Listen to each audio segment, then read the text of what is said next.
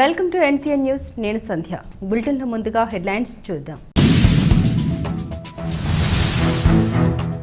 శనివారం వేలాది భక్త జనంతో కిటకిటలాడిన వాడపల్లి వెంకన్న ఆలయం.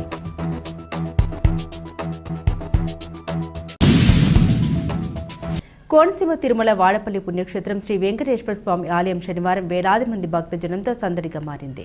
శనివారం వేకువజామునే స్వామివారికి సుప్రభాత సేవ, ఐశ్వర్య లక్ష్మి హోమం, బాలభోగం తదితర కార్యక్రమాలను వేద పండితులు, అర్చకులు శాస్త్రోక్తంగా నిర్వహించి స్వర్ణ శోభితుడైన శ్రీవారిని వివిధ రకాల పుష్పాలతో అలంకరించారు.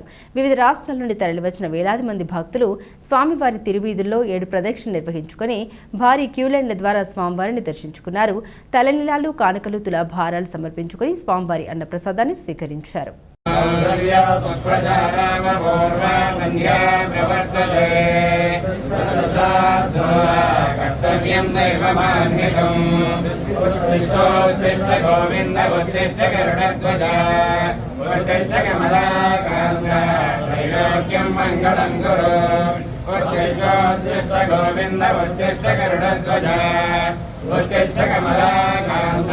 त्रैलोक्यं मंगलं गुरु मातः समस्त जगत